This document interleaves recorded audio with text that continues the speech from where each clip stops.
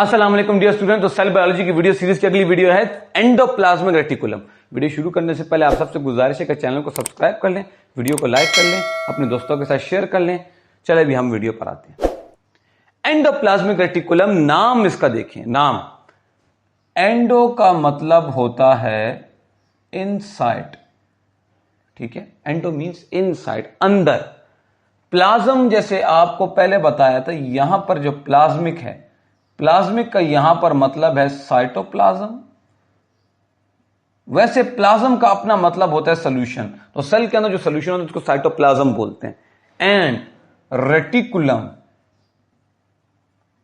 Reticulum निकला है reticulate से, और रेटिकुलेट का और रेटिकुलम का मतलब होता है नेटवर्क। अब यही से ही आप इसकी डेफिनेशन बनाएं, इनसाइड साइटोप्लाज्म नेटवर्क।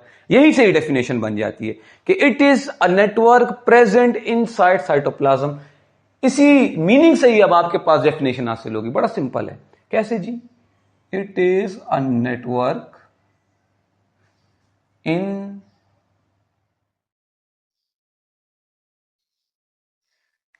एक जाला है, एक जाल है, एक जंगला है, मौजूद है साइटोप्लाज्म के अंदर, फैला हुआ है। किस चीज का जंगला है? It is a network of tubules and sex. थैलों का और छोटी छोटी ट्यूब्स का नेटवर्क है, जाला है। इसको हम बोलते हैं एंडोप्लाज्मिक रेटिकुलम। यानी साइटोप्लाज्म के अंदर एक जाला सा बिछा हुआ है ट्यूब्यूल्स का, थैलों का छोटे छोटे, इसको एंडोप्लाज्मिक रेटिकुलम बोलते हैं।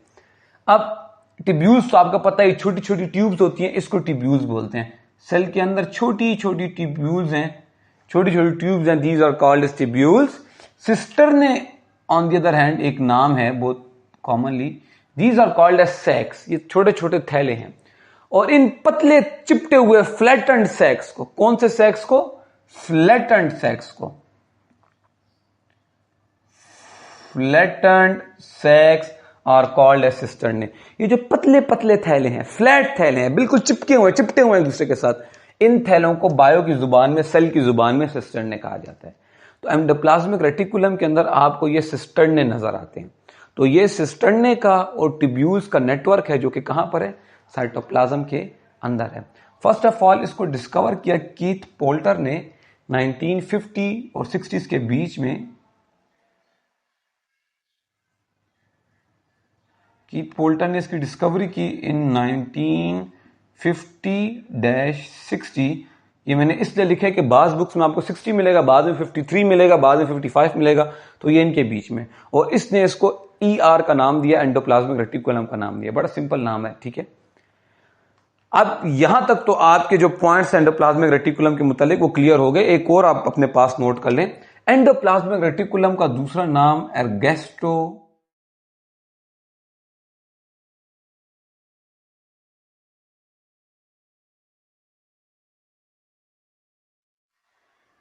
एर्गेस्टोप्लाज्म रेटिकुलम है, ठीक है। एंडोप्लाज्मिक रेटिकुलम का सेकंड नेम है एर्गेस्टोप्लाज्मिक reticulum.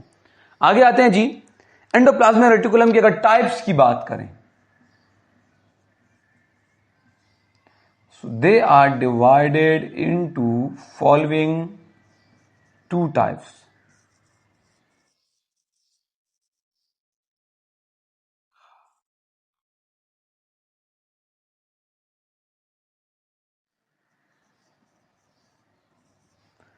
Endoplasmic reticulum are divided into two types: rough endoplasmic reticulum, smooth endoplasmic reticulum. अब ये रफ और स्मूथ क्यों है? अब यहां पर देखें, जैसे ही आप न्यूक्लियस से निकलते हैं, बाहर की तरफ जाते हैं, और आप जा रहे हैं, आपने टैक्सी कराई और आप जा रहे हैं सेल मेम्ब्रेन की तरफ। न्यूक्लियस से निकले और BRT में बैठ के कहां जा रहे हैं? सेल मेम्ब्रेन की तरफ जा रहे हैं। तो न्यूक्लियस से जैसे ही आप निकलेंगे तो आपको पहला साइटो ER नजर आएगा, जो कि न्यूक्लियर मेम्ब्रेन के साथ अटैच है या न्यूक्लियर मेम्ब्रेन के साथ कंटिन्यूड है। और जैसे ही आप सेल मेम्ब्रेन की तरफ जाएंगे, वहां पे आपको एक और पाइप्स नजर आएंगे, ठीक है। तो वो देखें, रफ ER हम बोलते हैं इसको। रफ इसलिए बोलते हैं कि इसके ऊपर ग्रेन्यूल्स अटैच हैं, इसके ऊपर ग्रेन्यूल्स अटैच हैं। ग्रेन्यूल्स किसको बोलते हैं? दानों को। दानेदार है, इसके ऊपर दाने आए हैं, इसकी स्किन के ऊपर दाने हैं। ये मुंह नहीं धोता था इसलिए इसके ऊपर दाने निकल आए हैं। स्मूथ एंडोप्लाज्मिक रेटिकुलम को स्मूथ इसलिए बोलते हैं कि ये एक ग्रेन्युलर है, इसके ऊपर कोई दाने नहीं है, कोई डॉट्स नहीं है। मुंह धोता था, इसके ऊपर कोई डॉट्स नहीं है, अच्छे वाला फेस वॉश इस्तेमाल करता था, ये गंदे वाला फेस वॉश इस्तेमाल करता, इसके ऊपर दाने हैं। मजाक, ये दाने जो हैं इनको राइबोसोम्स बोलते हैं। तो रफ एंडोप्लाज्मिक रेटिकुलम को ग्रेन्युलर एंडोप्लाज्मिक रेटिकुलम बोलते हैं, इट इज ग्रेन्युलर ER, और स्मूथ एंडोप्लाज्मिक रेटिकुलम को ए ग्रेन्युलर ER भी बोलते हैं। ठीक है, इसके ऊपर राइबोसोम्स अटैच हैं रफ एंडोप्लाज्मिक रेटिकुलम के ऊपर, और स्मूथ एंडोप्लाज्मिक रेटिकुलम के ऊपर राइबोसोम्स अटैच नहीं हैं। ठीक है, स्मूथ एंडोप्लाज्मिक रेटिकुलम के ऊपर क्या अटैच नहीं है? राइबोसोम्स अटैच नहीं है। रफ के ऊपर क्या अटैच है? राइबोसोम्स अटैच, इसलिए रफ को हम बोलते दानेदार है, दानेदार नजर आ रहे हैं, इसलिए ये ग्रेन्युलर है। स्मूथ एंडोप्लाज्मिक रेटिकुलम के ऊपर राइबोसोम नहीं है, वो उसके ऊपर कोई दाने नजर नहीं आते, हम कहते हैं ये स्मूथ है। सही है। एक और चीज देख लें, जो रफ एंडोप्लाज्मिक रेटिकुलम है, rough endoplasmic, it is in the form of cisternae, उसके अंदर सिस्टर्ने है, और सिस्टर्ने क्या है? These are flattened sacs. Smooth endoplasmic reticulum जो है, it is in the form of tubules, उसके अंदर क्या है? टिब्यूल्स हैं, छोटी छोटी सी ट्यूब्स हैं उसके अंदर टिब्यूल्स हैं। रफ एंडोप्लाज्मिक रेटिकुलम जो है, it is towards the nucleus. यहां पे देख लें, न्यूक्लियस के करीब क्या है? रफ एंडोप्लाज्मिक रेटिकुलम है, ये न्यूक्लियस के करीब है, देख लें, इसके करीब न्यूक्लियस है, न्यूक्लियस के हदूद में पाए जाते हैं। स्मूथ एंडोप्लाज्मिक रेटिकुलम किसके करीब है? ये साइटोप्लाज्म की सेल वॉल के करीब है। ठीक है, so it is towards nucleus, it is towards the cytoplasm. यहां पे बात क्लियर होगी। अब हम एक और बात पर आते हैं कि रफ एंडोप्लाज्मिक रेटिकुलम भी आपको क्लियर हो गया, स्मूथ एंडोप्लाज्मिक रेटिकुलम भी क्लियर हो गया। एक और चीज अगर आप देख लें, there is physical connection between the cisternae, physical connection between cisternae. यहां पर जो दो सिस्टर्नी होंगे, जैसे ये एक सिस्टर्नी है, रफ एंडोप्लाज्मिक रेटिकुलम को देखें, और ये एक सिस्टर्नी है, तो इन दोनों के बीच में फिजिकली एक मेम्ब्रेन होगी जो कि इन्हें जोड़ेगी आपस में। तो these are physically connected with one another. Chemical connection नहीं है, केमिकल कनेक्शन ऐसे होता है कि दो मेम्ब्रेन्स हो और उन्हें कोई प्रोटीन आपस में जोड़ा, this is called as chemical connection. Physical connection जब उन्हें एक रास्ता जोड़ा हो, एक मेम्ब्रेन जोड़ रही हो। अब देखें, इनके बीच में एक मेम्ब्रेन है, इनको मेम्ब्रेन ने जोड़ा हुआ है। यहां तक जनरलाइज बात हो गई इनके स्ट्रक्चर के ऊपर। अब हम आते हैं इनके फंक्शन की। अगर हम बात करें कि फंक्शंस क्या क्या हैं, फंक्शंस क्या क्या हैं, तो पहली बात, जो रफ एंडोप्लाज्मिक रेटिकुलम है, रफ एंडोप्लाज्मिक रेटिकुलम के पास क्या है? इसके पास राइबोसोम्स है। सो रफ एंडोप्लाज्मिक रेटिकुलम जो है, ये प्रोटीन सिंथेसाइज करता है, हमारी बॉडी में प्रोटीन को सिंथेसिस करता है। और बास टाइम जो न्यूक्लियस के अंदर जो राइबोसोम सिंथेसाइज होते हैं, वो राइबोसोम्स न्यूक्लियस के अंदर, न्यूक्लियोलस के अंदर जो राइबोसोम होते हैं, वो निकलते हैं और वो निकल के रफ एंडोप्लाज्मिक रेटिकुलम के ऊपर अटैच हो जाते हैं। तो रफ एंडोप्लाज्मिक रेटिकुलम जो है, ये प्रोटीन सिंथेसिस में हेल्प करता है, because it have what? It have ribosomes. That's why it's responsible for कौन से प्रोसेस के लिए? प्रोटीन सिंथेसाइज करने के प्रोसेस के लिए। बॉडी में जो प्रोटीन सिंथेसाइज होते हैं वो रफ एंडोप्लाज्मिक रेटिकुलम के ऊपर होते हैं। तो ये उन सेल्स में होगा जिसका काम होगा प्रोटीन सिंथेसाइज करना। जिस सेल में प्रोटीन ज्यादा सिंथेसाइज होंगे, वहां पे आर की तादाद और उसका साइज बड़ा होगा। अगली चीज है smooth endoplasmic reticulum. Smooth endoplasmic reticulum के ऊपर राइबोसोम्स नहीं है, बिल्कुल नहीं है। So they do not synthesise proteins, they synthesise lipids.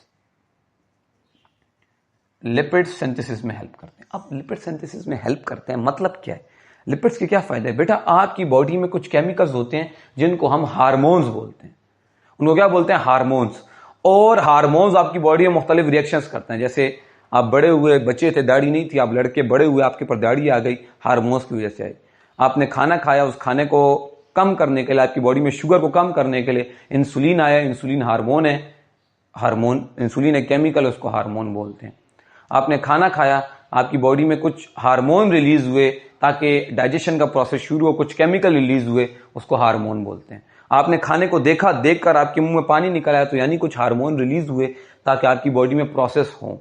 तो इन केमिकल्स को हम हार्मोन बोलते हैं और ये हार्मोन लिपिड्स के बने होते हैं।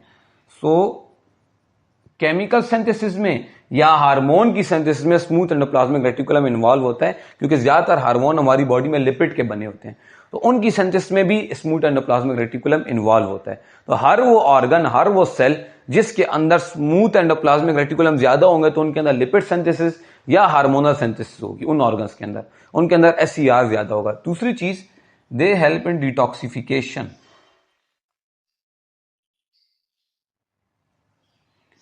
मतलब कोई हार्मफुल चीज आपने खा ली, डिटॉक्सिफाई और टॉक्सिफाई क्या होता है? टॉक्सिफाई होता है कि मैं इन दो चीजों को जोड़ दूं और इससे जहर बन जाए, तो ये टॉक्सिफिकेशन हो गई है, ये जहर बन गया। या एक चीज है, मैं इसके अंदर जहर डाल दूं, ये मैंने इसके अंदर एक जहर डाल दिया सेल के अंदर, तो मैंने इसको टॉक्सिफाई कर दिया।